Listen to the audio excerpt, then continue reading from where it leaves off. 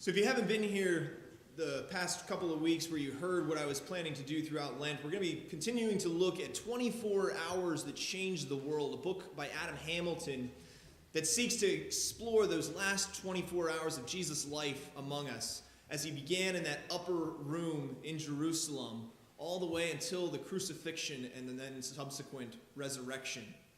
So last week we stepped into that upper room with Jesus and his 12 disciples.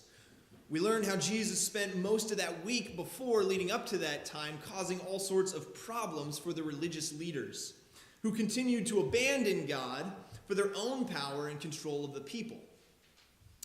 And when Thursday arrived, a group of 13 men prepared for what should have been a wonderful meal together, celebrating Israel's escape from slavery in Egypt and God's promise of redemption.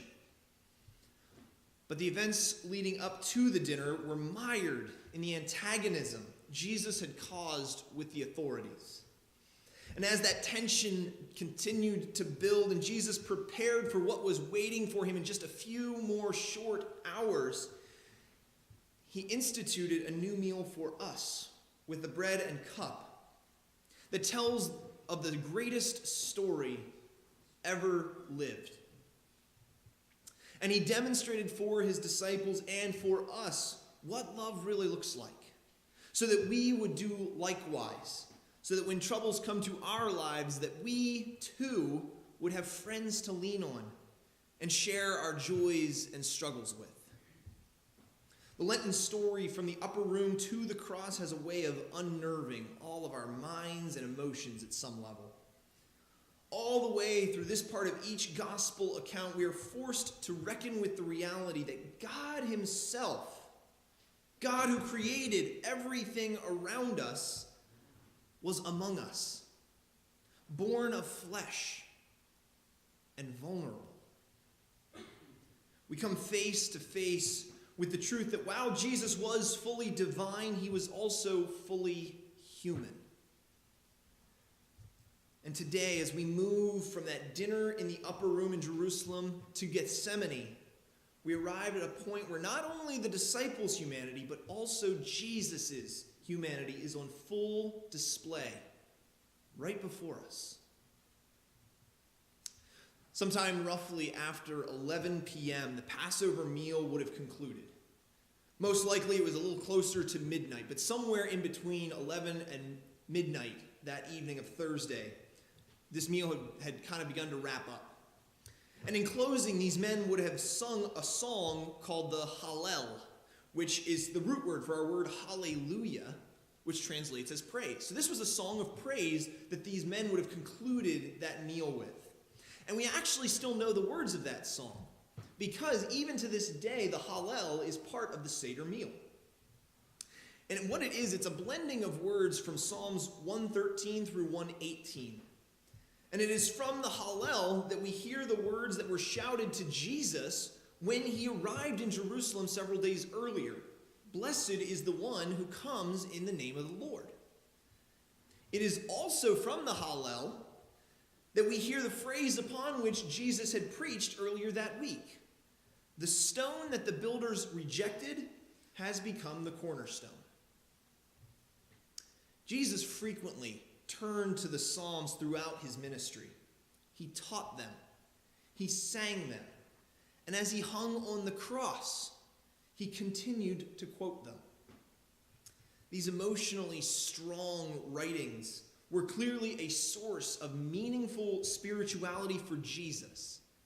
And in turn, that should invite us to get to know them a little better ourselves.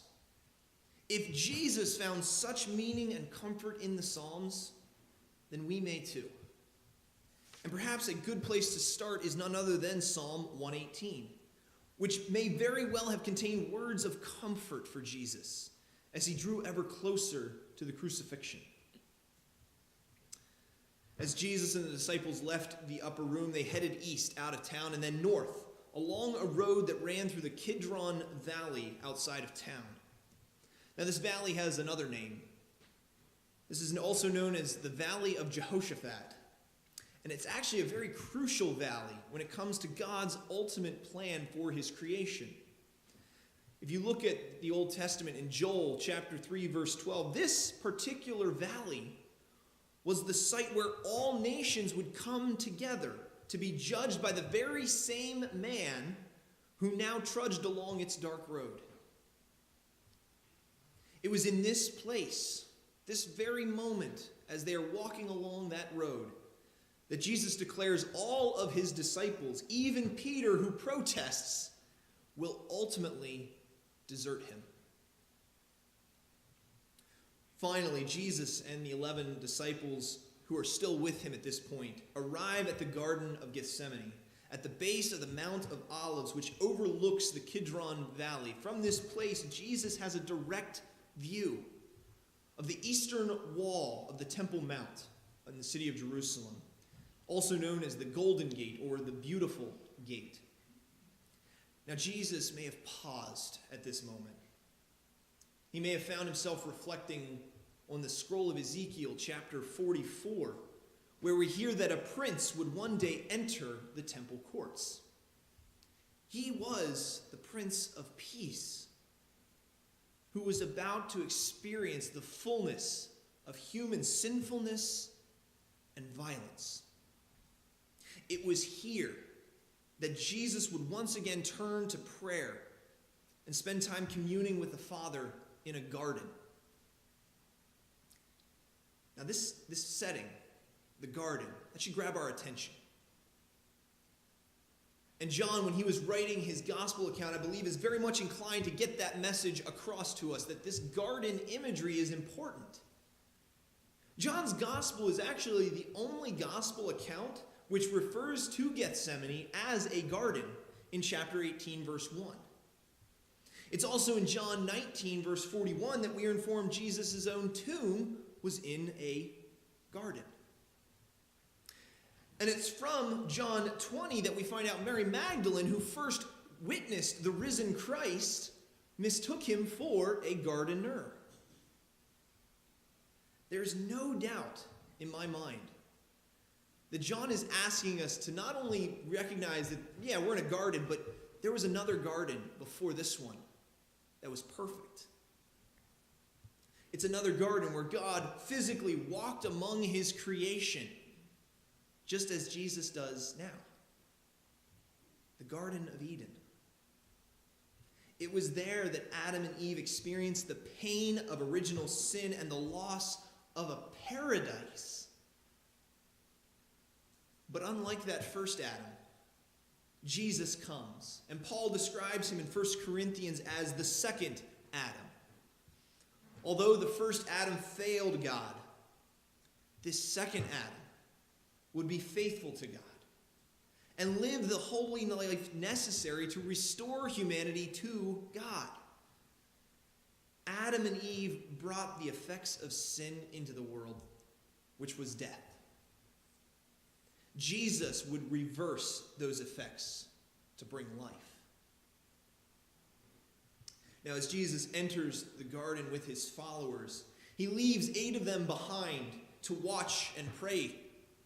And then he takes his 3 closest disciples, Peter, James, and John, those 3 who were so near and dear to him, and they go a little further into the garden. And it wasn't until he was alone with those 3 close disciples of his, some distance from the others, that Jesus fully begins to display the depth of the emotional anguish he is suffering from. Perhaps he felt the need to be strong for the other disciples, to show a bit of a stronger front so that they would not be upset. But if anyone can understand his struggles, it's got to be these 3 close friends of his. And in Matthew 26, verses 37 and 38, he even tells them how deeply troubled he is. Have you ever felt the need to be strong for others for their sake, even when you are deeply hurting and struggling? It is difficult to do when fear and anger and grief assail us. And if you didn't hear it last week, hear it this time. We need friends that we can be real with, like Jesus had. We especially need our own Peter, James, and John. We need those friends who can simply be with us when we are struggling. Jesus didn't go to Peter, James, and John asking for any advice or words of encouragement. He just wanted to know they were there, and that was it. And yet, when Jesus needed his friends the most, we are once again reminded ever so subtly in this moment that they are going to let him down. They fall asleep when Jesus asks them to stay awake and pray with him. But it is an even subtler hint of grace. Why? Because even though they fall asleep and even desert Jesus when he needs them most, they are ultimately restored and lead the church after the resurrection. If there is hope for them, then there is indeed hope for you and me as well, especially when we ultimately let Jesus down in our own lives. Now, as Jesus is praying alone, we are met with this uncomfortable part of who Jesus was, his humanity. For some, Jesus praying in anguish, wrestling with doubt and fear of what is to come, is too hard to accept. If Jesus really is God, then he should face this without any fear. But in doing so, that minimalizes the incomprehensible union between Jesus' divinity and his humanity in one flesh. This mysterious, fully God, fully human Savior willingly took it upon himself to accept the punishment we rightly deserved. So why did Jesus suffer so mightily in the garden? Adam Hamilton, who wrote the book, again, that I'm sort of pulling some of this information from, suggests that we should consider how Jesus prayed 3 times that night. Each time with more fervor than the last, until the point where he is so stressed and in anguish that his sweat is mixed with blood, which is a real medical phenomenon. As Jesus prepared for his public ministry some 3 years before this moment, he found himself tempted 3 times. Is it possible that at this moment in Jesus' life, that the tempter, who had been waiting for another opportune moment to strike again, once again finds Jesus in his most vulnerable state? Jesus could very well have heard the devil whisper in his ear, "Are you sure you aren't just throwing your life away? What if you aren't really the Messiah? Or maybe, surely God would not allow his own son to die like this." He may have even whispered, "Are you sure there isn't another way? You could do so much more good if you just tell them what they want to hear. Or flee now while you still have time. Just look at your disciples. They're not ready to carry on the work if you die now." But Jesus, once again, overcomes with a resolute response that we find in Luke chapter 22, verse 42. "Not my will, but your will be done." You ever prayed that kind of prayer? Rather than asking God for different things or requesting some sort of change the words of Jesus escaped your lips. Not what I want, but what you want, God. Adam shares in his book about a woman who felt called by God to teach the Alpha course, an introduction to the Christian faith, in a federal penitentiary. Talk about walking into the lion's den, right? But the first time she approached the security gates and the barbed wire fencing at Leavenworth Penitentiary, and she met with these prisoners, she was terrified, ready to walk out and never come back again. Ready to give up before she had really even begun this ministry she felt called to. But then she prayed, not what I want, but what you want, God. And she stayed with it. Now, he doesn't tell us exactly how many lives may have been touched by that Alpha program that she decided to run, but I have a feeling that because of her faithfulness, someone heard the word and was changed for the better by it. But that prayer is a dangerous prayer. It's a prayer of complete trust and dependence upon God to see it through. Now, our Wesleyan heritage as United Methodists gives us this wonderful prayer called the Covenant Prayer. And if you're curious about it, I encourage you to take a look at it on page 607 in your hymnal. But it's a prayer of trust and obedience that John Wesley wrote. And if you were here when we did the Wesleyan Covenant Renewal Service, we prayed this very prayer. And it begins with the words, I am no longer my own. Put me to what thou wilt. In other words, God, I am yours. So not what I want, but what you want. In Jesus' prayer in the garden, we are taught that it is acceptable to share our hopes and desires with God. But our final words should always reflect a willingness to submit to God's will. And as this scene in the garden draws to a close, Judas comes along and betrays Jesus with a kiss.